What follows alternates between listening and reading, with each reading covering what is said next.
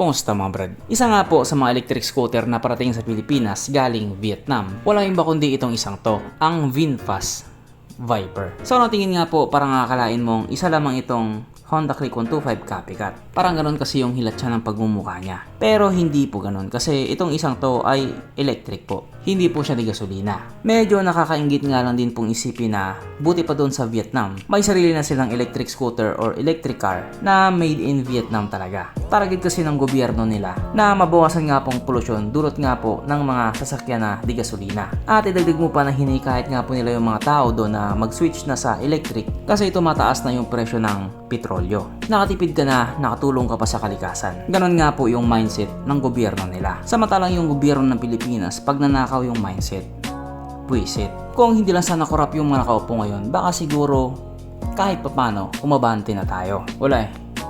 Malas natin. Karamihan sa nakaupo kawatan. Dito nga po sa electric scooter na ito, ang VinFast Viper, marami na ang na-excite sapagkat hindi rin po ito basta-basta. Kung sa pagiging practical ang isang to. Sapagkat ang single charge nga po nito ay kayang umabot ng 80 plus kilometers. Isang battery lang po yun. At siya nga po ay pwede mong lagyan ng dalawang baterya. At ang estimated nga po nila kapag dalawang baterya na full charge ay kayang umabot ng 160 plus kilometers. Ganon nga po siya kalupit. Siguro kung gagamitin mo ito pang service sa trabaho at short distance na naman yung biyahe mo, siguro hindi mo kayang i-drain yung battery nito sa loob ng isang linggo. At yung kanya naman pong charging time bawat isang battery ay umabot sa 4 to 5 hours bago siya ma-full charge. Kaya kung sakaling mag-charge ka, mas maganda gabi para tutulugan mo lang paggising mo, puno na siya. May mga safety features naman po ito na kapag na-full na siya, titigil na yung pagdaloy ng kuryente para hindi masunog yung battery. Pero kung sakaling nagising ka na umaapoy na yung bahay nyo, paktay tayo dyan. At para naman doon sa mga nagtatanong kung gaano nga po ito kabilis or ano yung top speed, ito nga po ay kaya tumakbo sa bilis ng 70 to 90 kilometers per hour. Depende yun sa timbang ng tao. Kung pabigat ka sa pamilya mo, baka mas mabagal tumakbo to.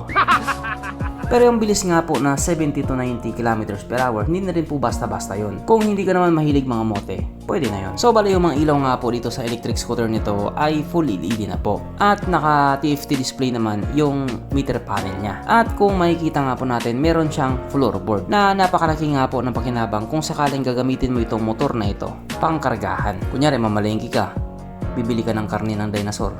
Ay hindi, walang ganun. Dahil yung mga pinamalengke mo, kunyari isang sakong bigas, ilalagay mo lang sa harapan, walang kahirap-hirap. Kahit hindi mo na itali, walang problema. At dahil hindi nga po siya di gasolina, mas makakatipid ka talaga. Kaya aabangan nga po natin ang isang to kapag nandito na siya sa Pilipinas. Kasi ilalabas nga po nila yan.